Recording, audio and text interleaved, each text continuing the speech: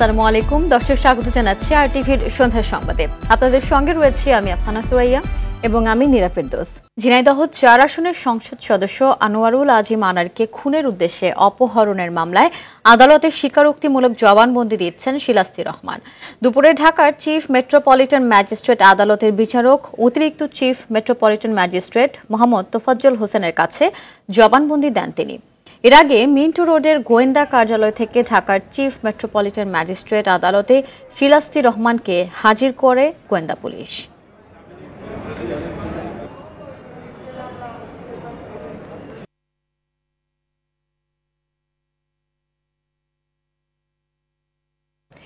এদিকে এমপি আনোয়ারুল আজিম আনারকে হত্যার উদ্দেশ্যে অপহরণ মামলার আসামি সিয়াম হোসেনের বিরুদ্ধে গ্রেফতারি পরোয়ানা জারি করেছেন আদালত।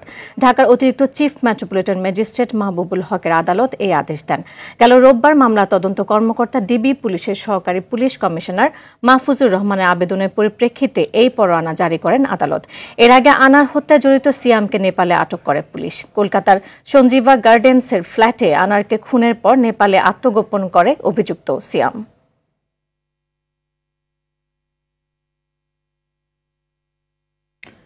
পুলিশের সাবেক মহাপরিদর্শক বেনজির আহমেদের দেশ ত্যাগে নিষেধাজ্ঞা না থাকায় তিনি যে কোনো দেশে যেতে পারেন বলে মন্তব্য করেছেন পররাষ্ট্রমন্ত্রী ডক্টর হাসান মাহমুদ। বলেন, দুদক ও সরকার স্বচ্ছতার সঙ্গে কাজ করছে বলেই সাবেক সেনাপ্রধান আজিজ আহমেদ ও বেনজিরের বিষয়গুলো সামনে আসছে। পররাষ্ট্র মন্ত্রণালয়ের সাংবাদিকদের এসব কথা বলেন তিনি। এ বিষয়ে আরও জানাচ্ছেন বিপুল দেবরায়। আপনারা জানেন যে এন্টিগা ও নিউ ইয়র্ক সফর শেষে দেশে ফিরে নিজ মন্ত্রণালয়ে সাংবাদিকদের ব্রিফ করেন পররাষ্ট্রমন্ত্রী ডক্টর হাসান মাহমুদ। শান্তিরক্ষী বিষয়টি দেখেন। তিনি বলেন, নিষেধাজ্ঞা না থাকায় বেনজির পৃথিবীর যে কোনো দেশে যেতে পারেন। দেখুন, তার দেশ ত্যাগে তো কোনো নিষেধাজ্ঞা দেওয়া হয়নি, কোর্টও দেয়নি বা দুদকও দেয়নি। তো কারোর উপর যখন দেশ ত্যাগে কোনো নিষেধাজ্ঞা না থাকে তিনি তো যে কোনো জায়গায় যেতেই পারেন। তিনি জানান, বেনজির ও সাবেক সেনা প্রধান আজিজের বিষয়ে সরকার ও দুদক স্বচ্ছতার সঙ্গে কাজ করছে। দুদক অত্যন্ত স্বচ্ছতার সাথে স্বাধীনভাবে কাজ করছে বিধায় এই বিষয়গুলো উঠে এসেছে, এবং আদালতও অত্যন্ত স্বাধীনভাবে কাজ করছে বিধায় এই বিষয়গুলো উঠে এসছে। এটা তো অন্য কেউ তুলে আনেনি। সরকার এই ব্যাপারে অত্যন্ত স্বচ্ছ এবং সরকারের অবস্থান অত্যন্ত পরিষ্কার। এদিকে বেনজির আহমেদের আইনজীবী অ্যাডভোকেট শাহ মঞ্জুরুল হক জানান, বেনজির এখন দেশের বাইরে রয়েছেন। যেহেতু ওনার বিরুদ্ধে একটা অভিযোগ আছে এবং দুদক ইনকোয়ারি করছে, ওনার সম্পত্তি বাজেয়াপ্ত হয়েছে, সুতরাং উনি আইনগত ব্যবস্থাগুলি নেবেন। যেহেতু উনি এই দেশেরই সিটিজেন, তার আইনগত অধিকার আছে এগুলিকে ডিফেন্ড করার, এবং উনি যথাযথভাবে ডিফেন্ড করবেন। বিপুল দেবরায়, আরটিভি, ঢাকা। পুলিশের সর্বোচ্চ পদের থেকেও পাসপোর্ট নিয়ে জালিয়াতির আশ্রয় নিয়েছেন বেনজির আহমেদ। সরকারি পদবি লুকিয়ে বেসরকারি চাকরিজীবী হিসেবে পাসপোর্ট করেছেন। অবৈধ বিনিয়োগ ও ভবিষ্যতে স্থায়ীভাবে দেশের বাইরে বসবাস করতেই এমন জালিয়াতি করেছেন সাবেক পুলিশ প্রধান বেনজির আহমেদ। বেনজিরের ঘটনা কেবল প্রশাসনের দুর্নীতিবাজ কর্মকর্তা নয়, সরকারি সেবাদাতা প্রতিষ্ঠানগুলোর জন্য বড় বার্তা বলে মনে করছেন বিশেষজ্ঞরা।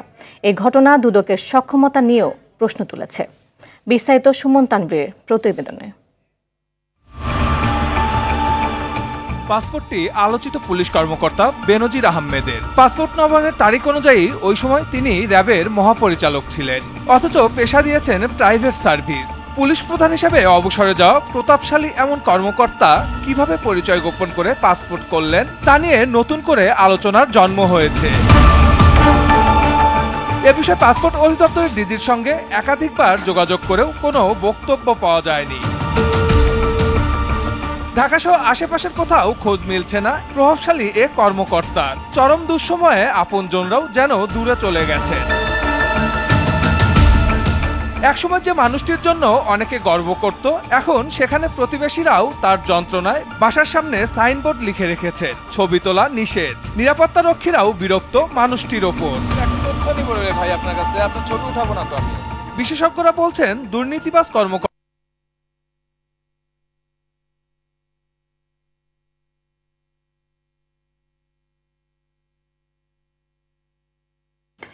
দেশের সব সরকারি, আধা সরকারি, স্বায়ত্তশাসিত ও আধা স্বায়ত্তশাসিত প্রতিষ্ঠানের জন্য অফিসের নতুন সময়সূচি নির্ধারণ করেছে সরকার। সিদ্ধান্ত অনুসারে এখন থেকে সকাল ৯টা হতে বিকেল ৫টা পর্যন্ত চলবে অফিস সূচি। যা পুরোপুরি কার্যকর হবে কুরবানি ঈদের পর থেকে। সকালে প্রধানমন্ত্রীর তেজগাঁও কার্যালয়ে অনুষ্ঠিত মন্ত্রিসভার বৈঠকে এই অনুমোদন দেওয়া হয়। বৈঠকে সভাপতিত্ব করেন প্রধানমন্ত্রী শেখ হাসিনা। এছাড়া সোহরাওয়ার্দী উদ্যানের ভেতর থেকে শাহবাগ থানা, বঙ্গবন্ধু শেখ মুজিব মেডিকেল বিশ্ববিদ্যালয়ের উত্তর পাশে স্থানান্তরের বিষয়েও বৈঠকে প্রকল্প উপস্থাপন করা হয়। বৈঠক শেষে বিকেলে সচিবালয়ে এসব তথ্য তুলে ধরেন মন্ত্রী পরিষদ সচিব। 9টা থেকে 5টা পর্যন্ত পুনর্নির্ধারণ করেছে।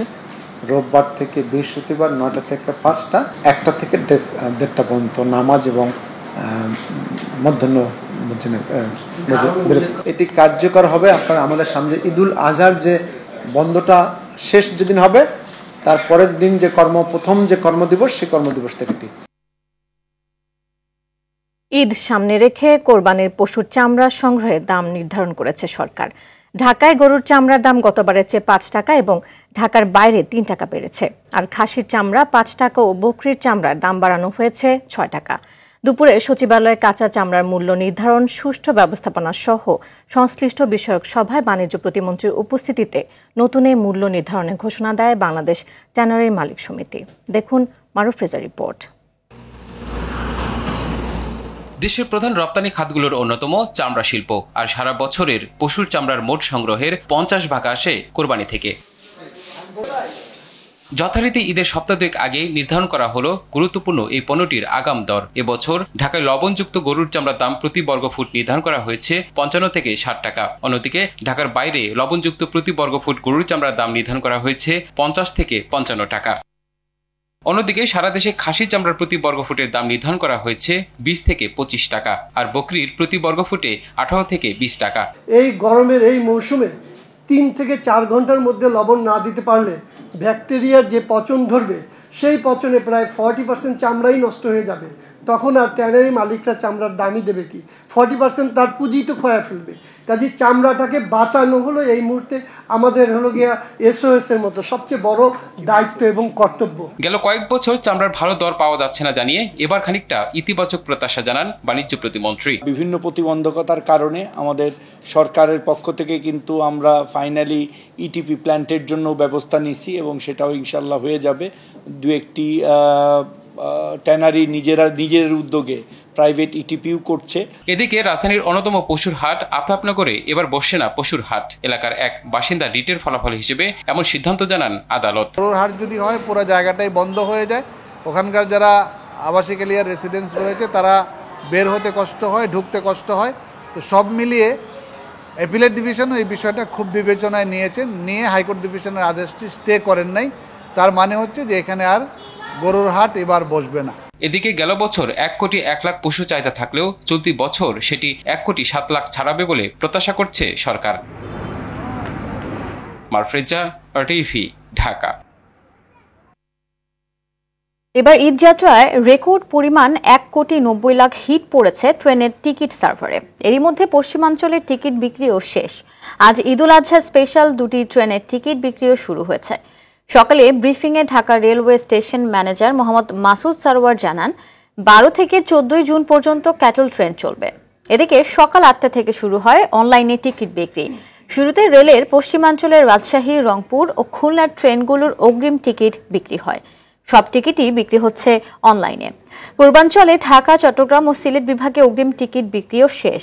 তবে টিকিট না পাওয়া নিয়ে আক্ষেপ আছে যাত্রীদের। যখন ওই পেমেন্টের কাছে যাই, পেমেন্ট নেয় না, ব্যাগ আসার সঙ্গে সঙ্গে দেখায় সব 0 8টার দিকে সাথে ঢুকছি, 2 মিনিট 3 মিনিটে সব শেষ টিকিট। কাউন্টারে গেলাম, বলছে না আপনাকে অনলাইনে টিকিট দেওয়া হয়েছে। অনলাইনে তো পাইছি না। প্রথম আধা ঘন্টাতে অর্থাৎ ফার্স্ট পিক আওয়ার যেটা 8:30 পর্যন্ত আমরা প্রায় 1 কোটি 90 লক্ষ হিট করেছে বাংলাদেশ রেলের সার্ভারে। যত লোকই ট্রাই করুক না কেন আপনার প্রত্যাশী অর্থাৎ টিকিট প্রত্যাশীর সংখ্যা অনেক বেশি, যেটা লক্ষ্য করা যাচ্ছে, ব্যাপক চাপ। আপনি জানেন এবারে এই যাত্রায় এটাই সবচেয়ে বেশি হিট পড়লো আর কি। সিলেট নগরে রোববার মধ্যরাত থেকে শুরু হওয়া ভারী বৃষ্টিতে ডুবে গেছে শতাধিক এলাকা। ভুক্তভোগীরা জানায় উজান থেকে নেমে আসা ঢলে সৃষ্ট বন্যার পানিতে সুরমা নদী টইটম্বুর। তাই বৃষ্টির পানি নগরের ছড়াগুলো দিয়ে নদীতে মিশতে পারছে না। এতে নগর জলমগ্ন হয়ে পড়েছে। রোববার সকাল ও বিকেলে কয়েক দফা বৃষ্টি হয়েছে। এরপর থেকে এমন জলাবদ্ধতা সৃষ্টি হয়েছে। বিভিন্ন বাসাবাড়ি ও ব্যবসা প্রতিষ্ঠানে পানি ঢুকে পড়ায় চরম ভোগান্তিতে নগরবাসী। এমএজি উসমানী মেডিকেল কলেজ হাসপাতালের নিচতলা তলিয়ে যাওয়ায় বিপাকে রোগী ও স্বজনরা। সিলেট জুড়ে অতিবৃষ্টি হলেও নদ নদীর পানি কমছে ধীরগতিতে। উজানের বৃষ্টিপাত ও পাহাড়ির ঢলে সুনামগঞ্জের সব নদ নদীর পানি বেড়েছে। সুরমা নদীর ছাতক পয়েন্টে বিপদসীমার 59 সেন্টিমিটার উপর দিয়ে পানি প্রবাহিত হচ্ছে। এদিকে মৌলভীবাজারে বৃষ্টি না হওয়ায় বন্যা পরিস্থিতির উন্নতি হয়েছে।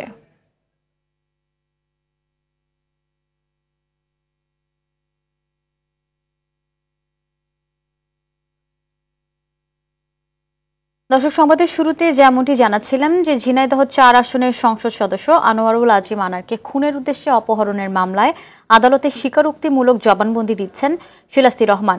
এ বিষয়ে জানাতে আদালত প্রাঙ্গণে আছেন আমাদের সহকর্মী রায়হান, সরাসরি যুক্ত হচ্ছেন তিনি।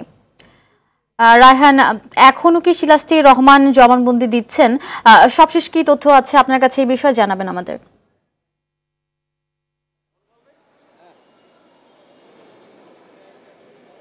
আচ্ছা, ঠিক আছে।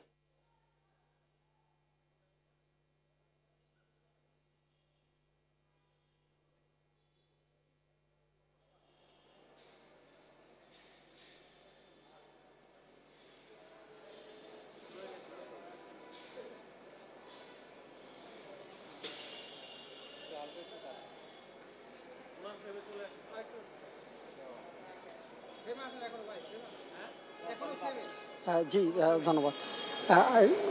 এখনও কিন্তু আসলে জবানবন্দিতে বেলা দুপুর 3টা নাগাদ শিলাস্তিকে আদালতে নেওয়া হচ্ছে। 3টা থেকে এই পর্যন্ত এখনও কিন্তু আদালত থেকে বের করা হয়নি। আমরা যতটুকু জানতে পেরেছি যে শিলাস্তি রহমানকে এখনও জিজ্ঞাসাবাদ চলছে। দীর্ঘক্ষণের এই জিজ্ঞাসাবাদে আমরা অপেক্ষা করতেছি। এখানে অন্যান্য সংবাদকর্মীরা অপেক্ষা করতেছে। এখানে যতটুকু জানতে পেরেছি তার কাছ থেকে হয়তোবা এই জিজ্ঞাসাবাদের মাধ্যমে চাঞ্চল্যকর অন্য কোনো ধরনের তথ্য বেরিয়ে আসতে পারে, যার কারণে আমরা বুঝতে পারতেছি যে এই মুহূর্তে আদালত প্রাঙ্গণে অন্য কোনো ধরনের ছাড়া আমরা যেটা বুঝতে পারছি যে তাকে অনেকক্ষণ ধরে জিজ্ঞাসাবাদ করা হলেও এখন পর্যন্ত যে ফলপ্রসূ কিছুই পাওয়া গিয়েছে কিনা আমরা সঠিক তথ্য এই মুহূর্তে আমরা পারতে পারছি না। তবে আদালত প্রাঙ্গণে আমরা দীর্ঘক্ষণ ধরে অপেক্ষা করতেছি যাতে শিলাস্তি রহমানের সঠিক মানে জিজ্ঞাসাবাদে কোনো তথ্য বেরিয়ে আসে কিনা তথ্যগুলো সংগ্রহ করার জন্য অপেক্ষা করতেছি। জি, ধন্যবাদ রায়হান। এদিকে টি-20 বিশ্বকাপের ডি গ্রুপের হাই ভোল্টেজ ম্যাচে রাতে মুখোমুখি হবে শ্রীলঙ্কা ও দক্ষিণ আফ্রিকা। নিউ ইয়র্কের নাসাউ কাউন্টি আন্তর্জাতিক ক্রিকেট স্টেডিয়ামে ম্যাচটি শুরু হবে রাত 8:30টায়। টি-20 বিশ্বকাপের দু দলের 4 দেখায় 3বার জয় পেয়েছে দক্ষিণ আফ্রিকা। এই ম্যাচেও সেই দাপটটাই ধরে রাখতে চায় প্রোটিয়ারা। এদিকে টি-20তে বিশ্বকাপের প্রস্তুতিটা ভালোভাবে সেরেছে শ্রীলঙ্কা। ইতিহাস ভুলে জয় নিয়ে বিশ্ব আসর শুরু করতে চান লঙ্কান সিংহরা।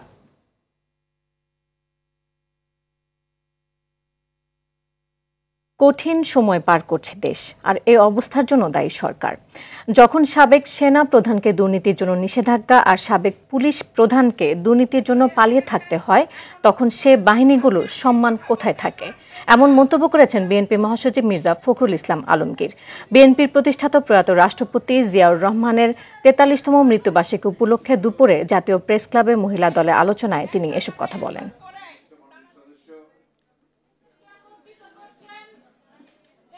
এখন সেনাবাহিনীর অবস্থা কি? একটা ইনস্টিটিউশন হিসেবে তার সম্মান ইজ্জত কোথায় থাকে যখন তার সাবেক সেনা প্রধানকে স্যাংশন দেয়? সেই পুলিশ বাহিনীর মর্যাদা কোথায় থাকে যার সাবেক প্রধানকে এবং ডিবিজিকে পালিয়ে যেতে হয় দেশ থেকে? কোথায় থাকে? কার সম্মান কোথায় থাকে? আমরা একটা খুব কঠিন সময় পার করছি, আর এই সময়টা তৈরি করেছে এই সরকার।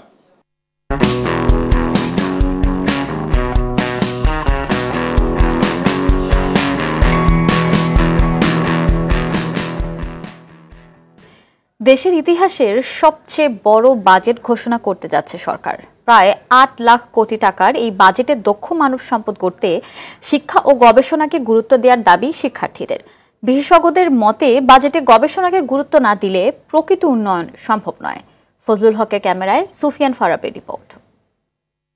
বাইরে চলে যাচ্ছে, অর্ধেক ছেলেপেলে বাইরে চলে যাচ্ছে। যারা আমরা গ্রাম থেকে আসছি, আমরা হয়তো অনেকের বাইরে যাওয়ার ইচ্ছা থাকে না, তো আমরা বাধ্য হয়ে বিসিএস কেন্দ্রিক পড়াশোনা করতে বাধ্য হচ্ছি।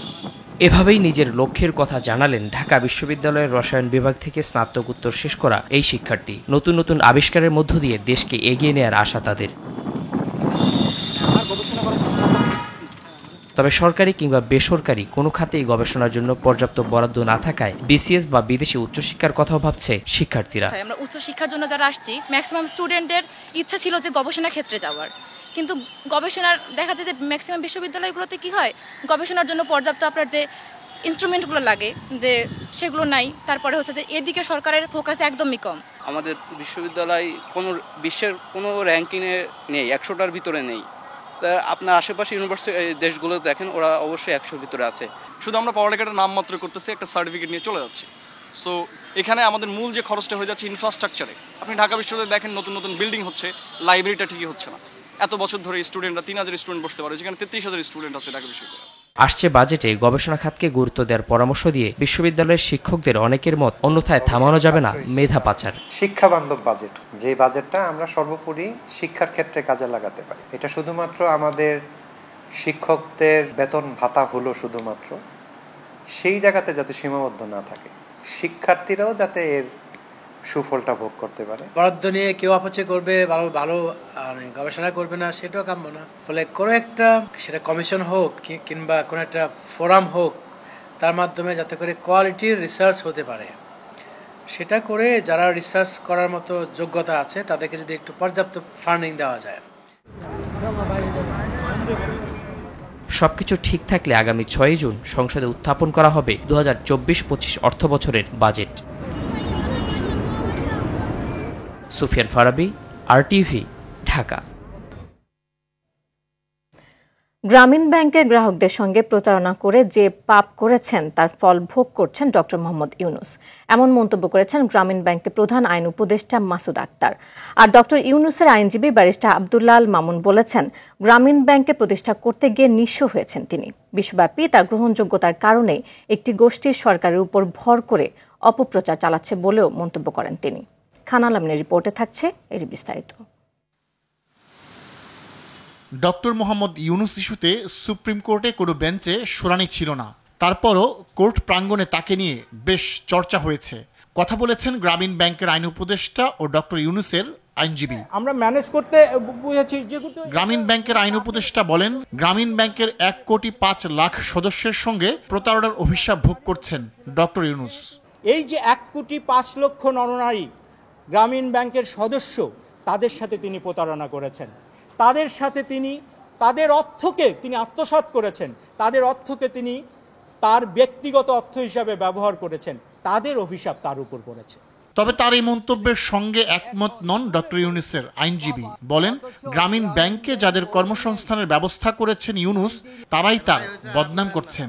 ইউনুসের নাম ব্যবহার করে মুনাফা করেছে গ্রামীণ ব্যাংক, বিপরীতে নিঃস্ব হয়েছেন ইউনুস ও তার পরিবার। কোন এক ভদ্রলোক তিনি একটা আমার কাছে পাঠালেন, কিনা বলেন, আমার কাছে একটা মেসেজ পাঠিয়ে বললেন, উনি তখন ডিজিএম ছিলেন, কই প্যাকেজিংয়ের আমি দায়িত্বে ছিলাম, গ্রামীণ ব্যাংক লাভ করেছে। ইউনুস সাহেবের পরিবার একবারে, তার পরিবার নিঃস্ব হয়ে গেছে। ডক্টর ইউনুসকে বিশ্ব নেতৃত্ব থেকে দূরে সরিয়ে দিতে দেশীয় ও আন্তর্জাতিক একটি গোষ্ঠী সরকারের উপর ভর করে তার বিরুদ্ধে ষড়যন্ত্র করছে বলে অভিযোগ করেন তিনি। একটা বিশেষ গোষ্ঠী বাংলাদেশের, বিশেষ করে আমাদের সরকারের উপরে ভর করেছে, তার সাথে আন্তর্জাতিকভাবেও একটা গোষ্ঠী জড়িত আছে। কারণ সারা পৃথিবীতে সমস্ত নোবেল বিজয়ীদের, সারা পৃথিবীর নেতৃত্ব হবে বাংলাদেশের একজন ডক্টর বিজয়ী, নোবেল বিজয়ী। তারা এটা সহ্য করতে পারে না। যারা সহ্য করতে পারে না তাদেরকেই তারা ফাইন্যান্স করছে।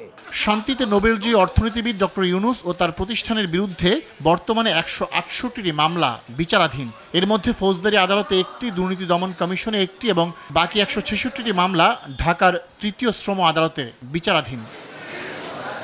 খান আলামিন, আরটিভি, ঢাকা। আগের রূপে ফিরছে 69-এর গণ অভ্যুত্থানের স্মৃতি বিজড়িত রাজধানীর ফার্মগেটের আনোয়ারা পার্ক। ঢাকা উত্তরের মেয়র আতিকুল ইসলাম জানান, মেট্রো রেল কর্তৃপক্ষ প্লাজা তৈরির পরিকল্পনা করলেও এখন তা আর হবে না। প্রধানমন্ত্রী শেখ হাসিনা পার্কটি সর্বসাধারণের ব্যবহারের উপযোগী করে দেওয়ার নির্দেশ দিয়েছেন। রাজধানীর বনানীতে বায়ু দূষণের উপর USAID-এর এক অনুষ্ঠানে তিনি এসব কথা জানান। মেট্রো রেলের কাজ শুরুর পর থেকেই পার্কটি নির্মাণ সামগ্রী রাখার কাজে ব্যবহার হয়ে আসছে। জায়গাটিতে প্লাজা তৈরির পরিকল্পনা করলে তাতে আপত্তি জানিয়ে আসছিল স্থানীয় বাসিন্দা, উত্তর সিটি কর্পোরেশন ও পরিবেশ রক্ষার বিভিন্ন সংগঠন। 1969-এ গণ অভ্যুত্থানে প্রথম মহিলা যে মারা গিয়েছেন তার নামে আনোয়ারা পার্কটা। সুতরাং এখানে কোনো ধরনের কেউ যদি চান, আমি এম দ্য ফার্স্ট, আমি সকলকে জনগণকে নিয়ে প্রোটেস্ট করব এবং মাননীয় প্রধানমন্ত্রী বলে দিয়েছেন আনোয়ারা পার্ক হবে, এখানে কোনো ধরনের কনস্ট্রাকশন হবে না। আধুনিক ও উদ্ভাবনী ব্যাংকিং সেবা, ঝুঁকিহীন বিনিয়োগ, অর্থনৈতিক স্থিতিশীলতা এবং গ্রাহক পৃষ্ঠপোষক ও শুভানুধ্যায়ীদের আস্থা, বিশ্বাস ও অনুপ্রেরণা নিয়ে 24 বছরে পদার্পণ করল যমুনা ব্যাংক।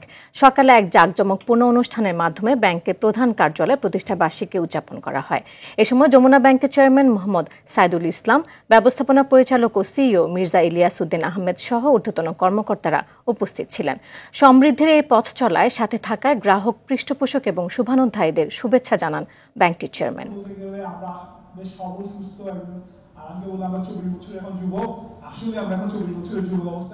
বাংলাদেশ সহ বিভিন্ন দেশের অভিবাসী কর্মীদের সঙ্গে কথা বলেছেন মালয়েশিয়া সফররত জাতিসংঘের মানবাধিকার বিষয়ক হাইকমিশনার ভলকার তুর্ক। স্থানীয় সময় রোববার সফরের প্রথম দিনে রাজধানী কুয়ালালামপুরে অধিকার বঞ্চিত কর্মীদের নানা সমস্যার কথা শোনেন হাইকমিশনার ভলকার তুর্ক। এ সময় মালয়েশিয়ায় এসে নানাভাবে প্রতারণার শিকার অভিবাসী কর্মীদের পাশে দাঁড়ানোরও আশ্বাস দেন তিনি। শ্রমিকদের অধিকার নিয়ে কুয়ালালামপুর ও পুত্রাজায়া মালয়েশিয়া সরকারের একাধিক প্রতিনিধি দলের সঙ্গে বৈঠকের কথা রয়েছে জাতিসংঘ মানবাধিকার বিষয়ক হাই কমিশনারের।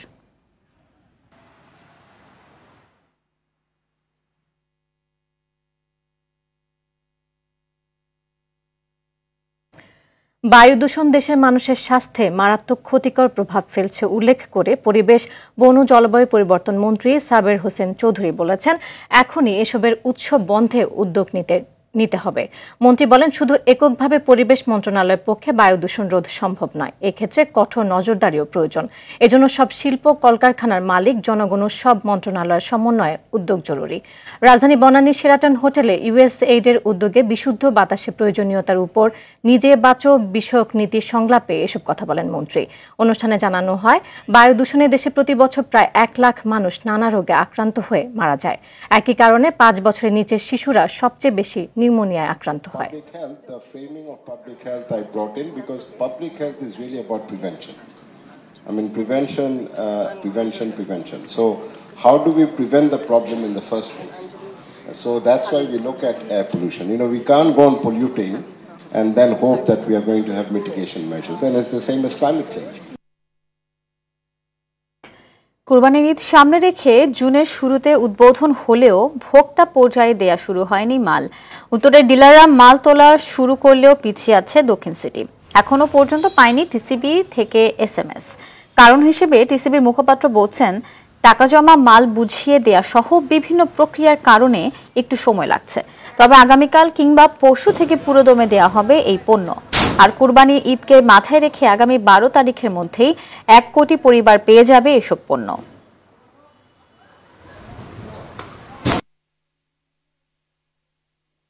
নিজস্ব ডিলারদের চাহিদা পূরণ করে তারপরে কিন্তু আমাদের টেন্ডারে পার্টিসিপেট করে। 2 কোটি লিটার পার মান্থ পেট বোতল দেওয়া অনেকগুলো প্রতিষ্ঠানের পক্ষে একত্রে সম্ভব হয় না। এই জন্য দেখবেন আমরা 3-4টা প্রতিষ্ঠান থেকে একত্রে মাল নিতে হয়, একটা প্রতিষ্ঠান সাপ্লাই করতে পারে না। তো এই যে একটা প্রাপ্তি, দেশের অ্যাভেলেবিলিটি বা যে সমস্ত প্রতিষ্ঠানগুলো আমাদের সাথে কাজ করে তাদের অ্যাভেলেবিলিটির উপরেও কিন্তু আমাদেরকে নির্ভর করতে হয়। আমরা চেষ্টা করে যাচ্ছি।